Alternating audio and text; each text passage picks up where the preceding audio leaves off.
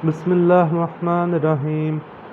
عورت کا جوان ہونے کا وقت معلوم ہو تو اس وقت سے نماز فرض ہے، ورنہ عورتوں پر 9 سال پورے ہونے پر 10ویں سال سے نماز فرض سمجھی جائے گی۔ جو کپڑے ایسے باریک ہوں کہ ان کے اندر سے بدن نظر آئے، ان سے نماز نہیں ہوتی۔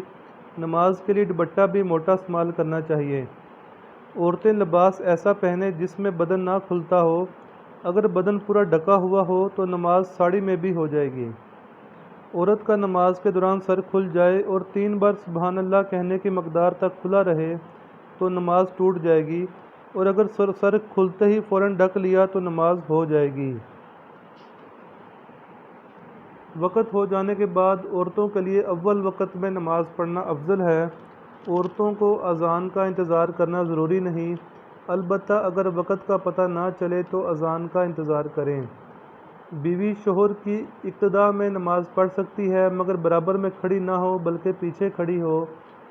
عورت اگر مسجد میں جماعت کے ساتھ جمعہ پڑھے تو اس کے لیے بھی اتنی ہی رکھتے ہیں جتنی مردوں کے لیے، یعنی پہلے 4 سنتیں، پھر 2 فرض جماعت کے ساتھ، پھر 4 سنتیں موقدہ، پھر 2 سنتیں غیر موقدہ۔ عورتوں پر جمعہ فرض نہیں، اس لیے اگر وہ اپنے گھر پر نماز پڑھیں تو عام دنوں کی طرح ظہر کی 4 رکعتیں پڑھیں۔ نیز عورتوں پر جمعہ جماعت اور عیدیں کی نماز ضمع نہیں ہے۔ عورت کو خاص ایام حیض و نفاس کے دوران میں نماز پڑھنے کی اجازت نہیں، لیکن تسبیح پڑھ سکتی ہے۔ عورتوں کا بھی بیٹھ کر نماز پڑھنا بلا عذر درست نہیں ہے۔ عورت مردوں کی امامت نہ کرے۔ عورتیں اگر جماعت کرائیں تو جو عورت امام ہو وہ آگے بڑھ کر نہ کھڑی ہو بلکہ صف کے بیچ میں کھڑی ہو۔ فتنہ و فساد کی وجہ سے عورتوں کا مسجد میں جماعت میں حاضر ہونا مکروہ ہے۔ عورت اگر جماعت میں شریک ہو تو مردوں اور بچوں سے پچھلی صف میں کھڑی ہو۔ عورتوں پر ایام تشریق یعنی عید الاضحیٰ کے زمانے میں فرض نمازوں کے بعد کی تکبیرات تشریق واجب نہیں، البتہ اگر کوئی عورت جماعت میں شریک ہوئی ہو تو امام کی مطابعت کی وجہ سے اس پر بھی واجب ہے، مگر بلند آواز سے تکبیر نہ کہے، کیونکہ اس کی آواز بھی سطر ہے، یعنی آواز کا بھی پردہ ہے۔ عورتوں کو فجر کی نماز جلدی یعنی اندھیرے میں پڑھنا مستحب ہے، اور تمام نمازیں اول وقت میں ادا کرنا مستحب ہے۔ عورتوں کو نماز میں بلند آواز سے قرأت کرنے کی اجازت نہیں، نماز خواہ جہری ہو یا سری، ان کو ہر حال میں آہستہ قرأت کرنی چاہیے۔ عورت اذان نہیں دے سکتی۔ عورت مسجد میں اعتکاف نہ کرے، اور اگر گھر میں کوئی جگہ نماز کے لیے مخصوص نہ ہو تو اعتکاف کے لیے کسی جگہ کو مقرر کر لے۔ عورتوں کے حق میں پاؤں کی انگلیاں کھڑا کرنا مشروع نہیں ہے۔ مرد و عورت کے اعضاء سطر، جسم کا وہ حصہ جس کا چھپانا ضروری ہے، میں سے کسی عضو کا چوتھائی حصہ اگر نماز کے اندر 3 تسبیح کی مقدار تلاوت تک کھلا رہ جائے تو نماز باطل ہو جائے گی، اگر فوراً ڈھانپ لے تو کوئی حرج نہیں ہے۔ نماز میں اگر عورت کے سر کا چوتھائی حصہ کھلا ہوا ہوگا تو نماز جائز نہیں ہوگی۔ اسی طرح عورت کے سر کے نیچے لٹکے ہوئے بالوں کا چوتھائی حصہ کھلا ہوا ہو تو پھر بھی نماز نہیں ہوگی۔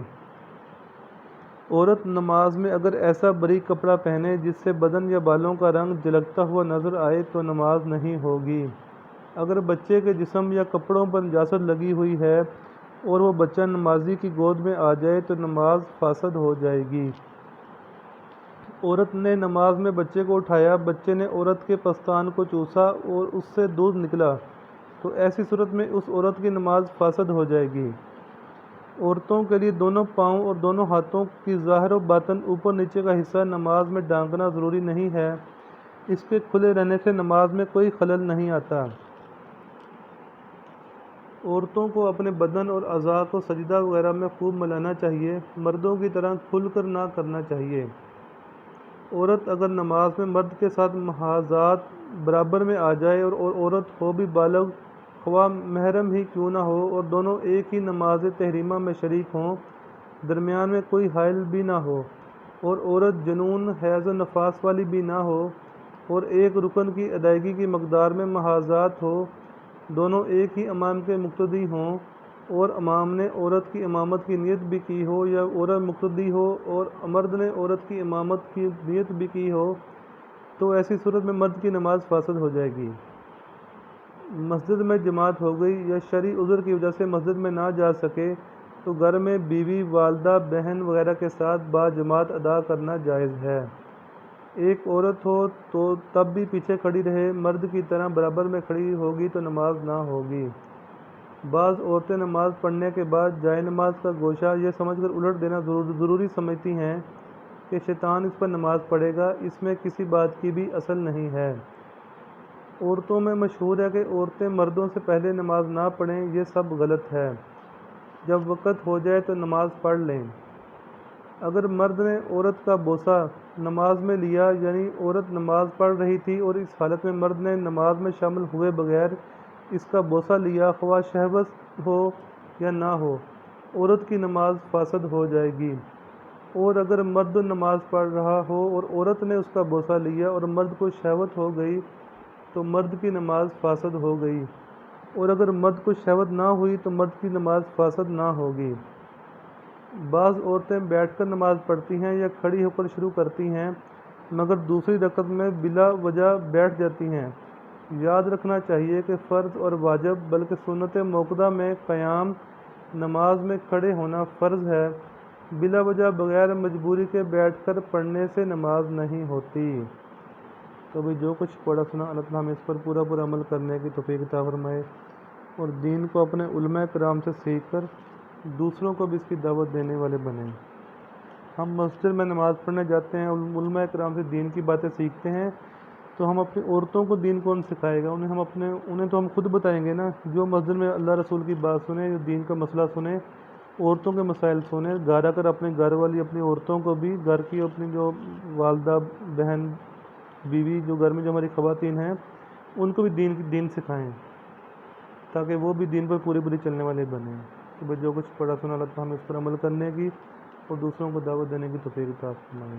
آمین۔